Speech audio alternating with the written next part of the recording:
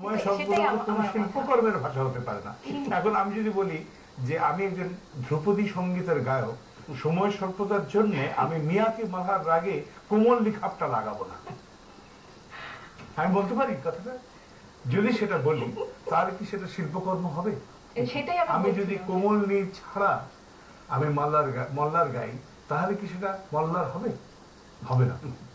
সেই রকম আর কি, এটি খুব আমার মনে হয় প্রণিধানযোগ্য। তবু বলো, আবার শুনি তোমার কথা। আমাদের মানে যেটা কথোপকথনে যেটা চলে আসে, আমি সেটা নিয়ে মানে আমি কি বলবো, একরকম অপারগী আমরা, যে আমরা করতে পারি না। অধিকাংশ সময় দেখা যাচ্ছে বন্ধুর সাথে কথা বলছি, তো কি রে তুই কি করলি, এই পর্যন্ত ঠিক আছে, কিন্তু আমি গিয়েছিলাম এই পর্যন্ত বলা পর্যন্ত কারো ধৈর্য হয় না। আমি গেছিলামই, ওখানেই শেষ। যেমন চ্যানেল আই অনেকগুলো দেশে প্রচলিত, কিন্তু এখন যদি এখানে কোনো নাটকের ভাষা এরকম হয়ে থাকে তাহলে মানুষজনের ধারণা হবে এটাই, যে আমার ভাষাটা কিন্তু এইটাই, কিন্তু আসলে আমাদের ভাষা এটা না। এই কারণে আমি বলছি যে নাটক বা আমাদের এফএম চ্যানেলগুলো বা যেগুলো মানুষের সামনে আসে, যেগুলো আমাদের প্রতিনিধিত্ব করে, বাংলা ভাষাকে সবার সামনে নিয়ে আসে, সেই জিনিসগুলো শুদ্ধ হওয়া উচিত। আমার বা আমার বন্ধুর কথোপকথন সেটা সবার সামনে আসার মতন কোনো বিষয় না, সেটা আমাদের ব্যক্তিগত হতেই পারে। সেটাতে হয়তো আমার কিছু উচ্চারণ ত্রুটি থাকতেই পারে, কিন্তু যেগুলো বারবার মানুষের সামনে আসছে, বারবার দেখাচ্ছে যে আমি কি বা আমরা কি, আমাদের পরিচিতি নিয়ে আসছে, সেই জিনিসগুলো শুদ্ধ ভাষায় অবশ্যই হওয়াটা খুবই জরুরি। খুব আঞ্চলিক ভাষায় যদি বলতে চাই আমি তা বলতে পারি।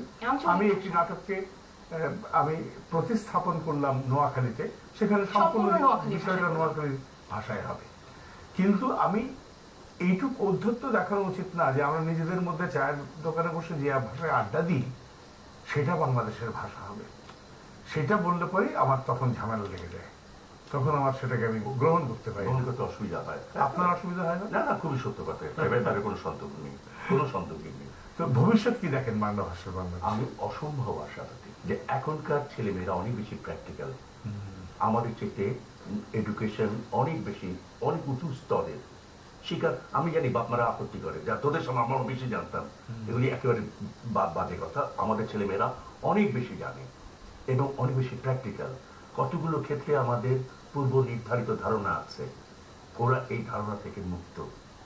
এবং আমরা দেখেছি যে আমাদের সমাজও নারীদের শিক্ষায়নের ক্ষেত্রে অনেক এগিয়ে গেছে, আমাদের সময় কল্পনা করা যেত না। এই কয়েকদিন আগে একটা চ্যানেলে রচনা আপা বাচ্চ, যে ভাষা শরীর সংগ্রামী, উনি বলছিলেন যে আমরা যখন ইউনিভার্সিটি পড়তাম কোনো পুরুষ ছেলের সঙ্গে কথা বলতে গেলে 10 টাকা ফাইন দিতে হতো। ইউনিভার্সিটিতে পড়ে, এমএ পড়ে, একটা তার সহপাঠীর সঙ্গে পড়ার কথা বলবে 10 টাকা ফাইন। তো সেই যুক্ত বহু আগে শেষ হয়ে গেছে। ইংলিশ মিডিয়াম স্কুলে মাঝে মাঝে আমাকে একটু বাংলা ভাষা, এই বাংলাদেশের কথা, মুক্তিযুদ্ধের কথা বলতে ডাকে, আর আমি মহা খুশি হয়ে যাই। অবাক হয়ে দেখি ইংরেজিতে বাংলাদেশের ছেলেরা হাইয়েস্ট মার্ক পায়, অঙ্কে পায়, বায়োলজিতে পায়, কিন্তু এই সময় বাংলাতে তো 60 নিচে এককেও পায় না, এর নিচে কেউ নেই বাংলায়। কিন্তু আমি যেটা বলতে চাচ্ছি যে আমাদের ছেলেমেয়েরা কিন্তু অসম্ভব ভালো করছে, কিন্তু তাদের কিন্তু সূত্রটা তো ধরিয়ে দিতে হবে। আমার তো সূত্রটা ধরিয়ে দিচ্ছি না, দুর্ভাগ্য হচ্ছে এখানে।